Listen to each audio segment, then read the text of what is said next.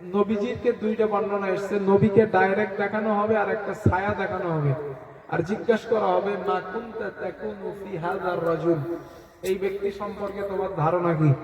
আপনি যদি বলেন হাযা নবিয়ুনা মুহাম্মদ সাল্লাল্লাহু আলাইহি ওয়াসাল্লাম, ইনি আমার আখিরি জামানার পয়গম্বর নবী মুহাম্মদ সাল্লাল্লাহু আলাইহি ওয়াসাল্লাম, ফেরেশতারা যদি ঘোরায়া প্রশ্ন করে আচ্ছা তোমার নবীর মুখে দাড়ি আছে, তুমি বলছো এটা আমার নবী, তো তোমার মুখে দাড়ি নাই কেন? কথা বুঝেন নাই? এটা তো সিম্পল হিসাব, সাধারণ কমন সেন্স। আরে তুমি বলছো এটা তোমার নবী, তুমি তার ঐতিহ্য মেনেছো, তার উপর তার দেখানো পথ আর রীতিনীতির উপরে তোমার দিনটাকে পরিচালনা করছো, তো রসুলের মুখে দাড়ি ছিল, রসুলের বড় একটা সুন্নাত, সেটাকে ছাড়া দিলে কেন? আর জবাব আছে? আপনারা কি মনে করেন যে মুখে দাড়ি থাকলে বুড়ো বুড়ো লাগে? আরে ভাই না রে, ভুল কথা এটা। আমার মুখে দাঁড়িয়ে আছে, আমার কি খারাপ দেখায়? জি না। হ্যাঁ, ভালোই তো দেখা যায় মাশাআল্লাহ। তো যাদের মুখে দাঁড়িয়ে আছে ওদের কি খারাপ লাগে? জি না। আমরা শুধু সাজাগুজা করি না তাই। আপনি দাড়ি সেটে সাজেন, আমি দাড়ি ওয়ালা সাজবো, আপনার থেকে হিট দেখাবো ইনশাআল্লাহ। কি মনে করেন আপনি? তো মুখে সোনো পাউডারটা দিই না বলেন? সপ্তাহে প্রত্যেকদিন 4-5 বার করে বেলেট টানেন, আপনার মুখের স্কিনের যে সৌন্দর্য, ওই সৌন্দর্য বিলুপ্ত হয়, আপনি খবর রাখেন না।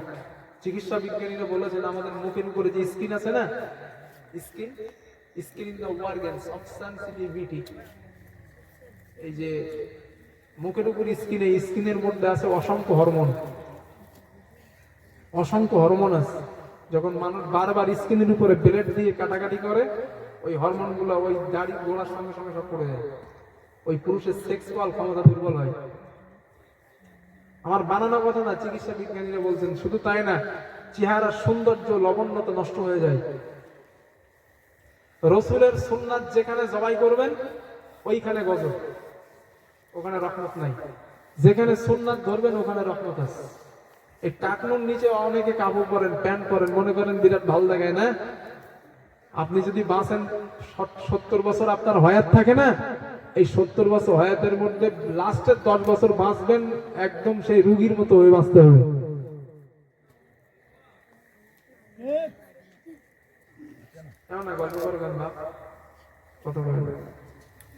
তো কথা বুঝে আসছে ইনশাআল্লাহ। এই জন্য রসুলের সুন্নাত মানার চেষ্টা করেন। মাথায় টুপি বললে মাথা গরম হয়, ভাই আমি কম বুঝি না আপনার থেকে, বুঝতে পারছেন? মাথায় টুপি দিলে মাথা গরম হয়, আমি আপনার থেকে কম বুঝি না। আমি ভার্সিটিতে লেখাপড়া করা ছাত্র, কলেজ ইউনিভার্সিটিতে পড়া ছাত্র, কলকাতা আলিয়া বিশ্ববিদ্যালয়ের ছাত্র ছিলাম, আমি 2017 শেষ করেছি।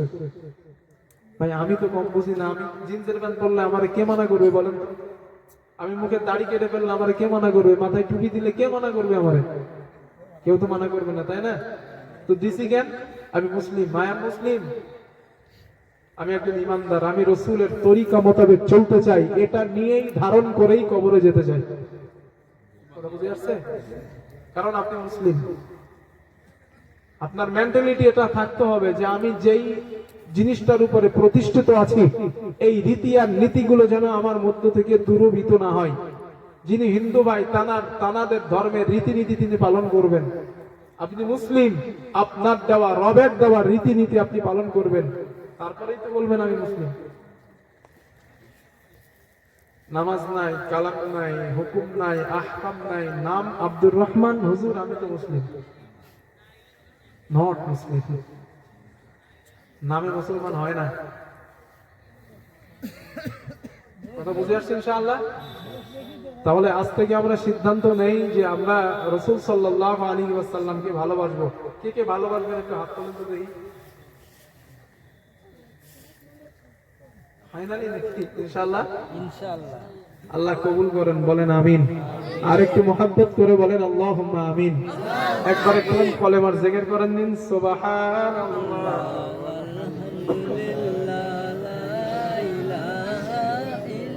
সুবহানাল্লাহ ওয়াল হামদুলিল্লাহ ওয়া লা